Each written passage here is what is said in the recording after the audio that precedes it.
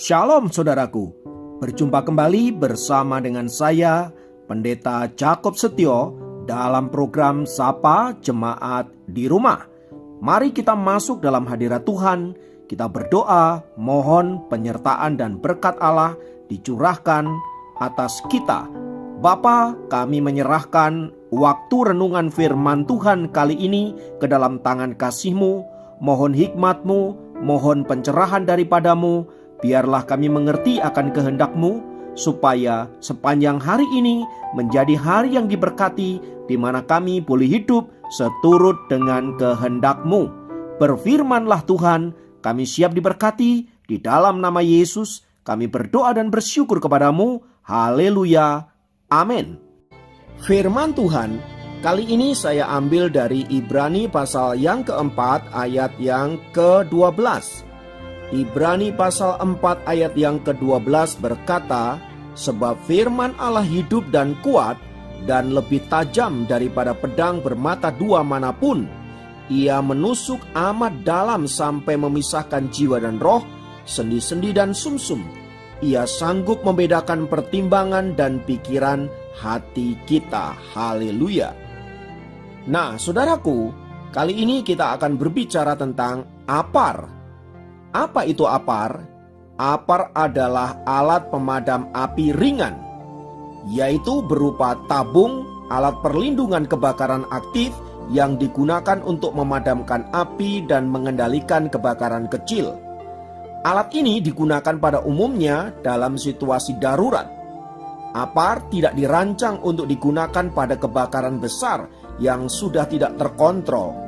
Misalnya ketika api sudah membakar langit-langit gedung atau rumah. Tabung apar terbagi menjadi dua jenis, yaitu tabung pemadam api portable dan tabung pemadam api truli. Tabung apar dapat dengan mudah dioperasikan bahkan oleh satu orang pengguna sekalipun. Hal ini dikarenakan bentuknya yang kecil serta beratnya yang ringan. Apar memiliki kelebihan dan kekurangan tentunya. Tabung jenis ini memang dapat mematikan api pada awal kebakaran, tetapi tidak direkomendasikan untuk kebakaran yang sudah membesar. Nah, kita dapat menemukan apar tergantung di dinding atau terikat oleh pengaman di lantai hampir di setiap gedung yang kita datangi. Demi keamanan bersama, setiap gedung yang dipakai oleh umum seperti hotel, bank, gedung pertemuan, perkantoran, dan lain sebagainya diwajibkan memiliki apar. Tujuannya apa? Berjaga-jaga agar apabila terjadi kebakaran langsung bisa dapat diatasi. Nah, dalam kehidupan rohani pun kita juga perlu memiliki apar, yaitu sikap hati yang senantiasa bersiaga dan berjaga-jaga dari bahaya yang mungkin dapat menyerang kita. Bahaya tersebut dapat berupa pikiran negatif, hati yang dipenuhi dengan amarah, godaan untuk berbuat dosa, dan berbagai macam bisikan iblis supaya kita semakin menjauhkan diri daripada Tuhan. Semua hal tersebut bagaikan api yang menyala-nyala yang siap membakar habis diri kita ketika kita sedang lengah. Oleh sebab itu saudaraku, selayaknya lah kita memiliki apar yang tersedia di dalam setiap kehidupan kita. Lalu pertanyaannya adalah, apar seperti apa yang harus kita miliki agar apabila terjadi kebakaran rohani dalam hidup kita langsung dapat kita atasi?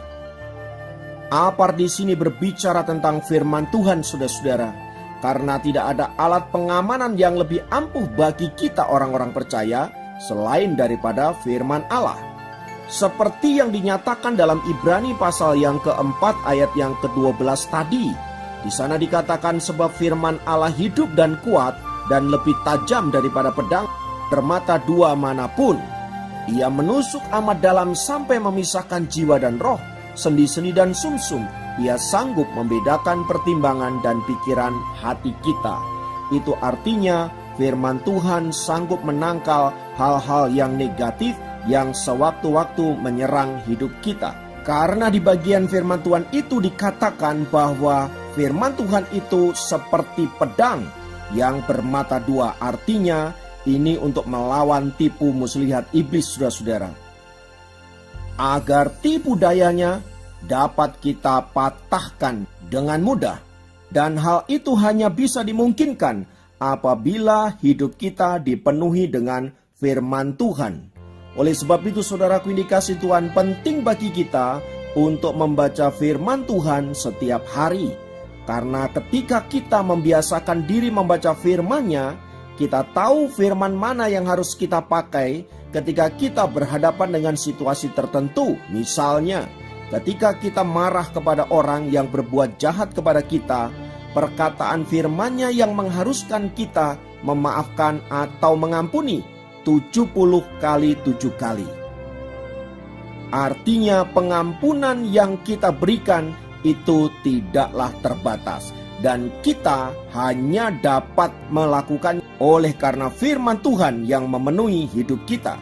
Demikian pun ketika ada godaan-godaan yang bersifat seksual seperti berzina, percabulan dan lain sebagainya, kita diingatkan oleh firman-Nya yang memperingatkan kita untuk menjauhi perzinahan. Bahkan Yesus mengatakan, barang siapa memandang perempuan dan mengingininya di dalam hati, maka ia sudah berbuat zina. Dan itu hanya dapat kita ketahui di dalam firman Allah yang hidup. Dan oleh firman itu, saudaraku, kita dimungkinkan untuk dapat menghindari dosa-dosa yang dapat menyerang hidup kita. Pun ketika iman kita goyah dan sepertinya tidak lagi memiliki pengharapan, saudara, kita diingatkan oleh firman-Nya yang berkata bahwa Tuhan selalu punya rencana yang indah dalam hidup kita. Dan di dalam Dia selalu ada pengharapan yang baru. Dan pengharapan itu tidak mengecewakan, sebab kita tahu bahwa pengharapan kita di dalam Yesus adalah pengharapan yang sempurna. Sebab kita tahu bahwa pengharapan kita kepada Tuhan adalah pengharapan yang tidak mengecewakan. Sebab Dia Allah sanggup menyediakan apa yang menjadi kebutuhan kita. Haleluya. Nah, berdasarkan penjelasan tersebut di atas, saudara-saudara, jadikanlah firman Tuhan sebagai apar di dalam kehidupan kita, agar apabila terjadi kebakaran-kebakaran kecil yang terjadi dalam hidup kita, yang menyerang kerohanian kita, yang menyerang kehidupan kita, maka dengan mudah kita dapat padamkan sebelum api itu menjadi besar dan membakar seluruh kehidupan kita. Haleluya.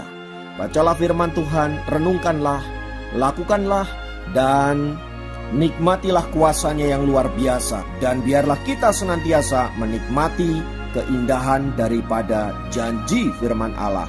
Terpujilah nama Tuhan. Kiranya firman Tuhan ini dapat memberkati kita semua. Mari jadikan firman Tuhan sebagai apar dalam kehidupan kita. Mari kita berdoa. Tuhan, kami naikkan pujian dan syukur untuk kebenaran firman-Mu yang menolong kami untuk senantiasa berjaga-jaga dan waspada, agar kami tidak jatuh ke dalam berbagai-bagai pencobaan yang dapat.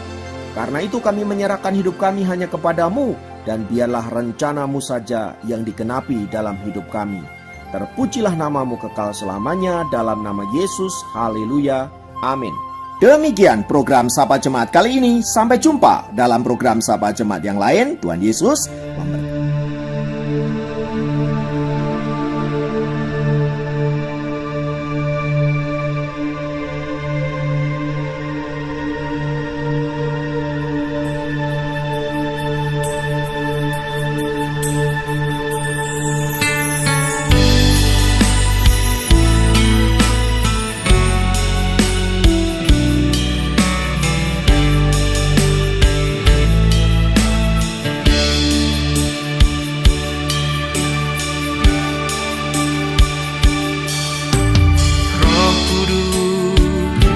Penuhiku,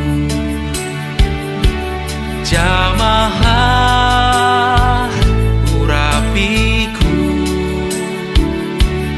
kuatkan dan teguhkan, mengiring akan Yesus. Meskipun ada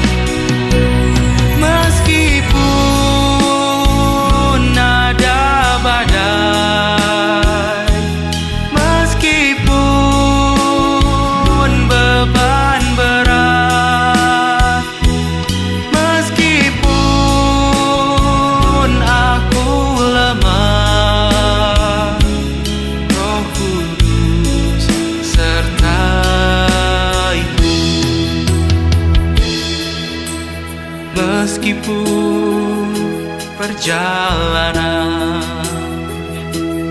penuh liku dan terjal, namun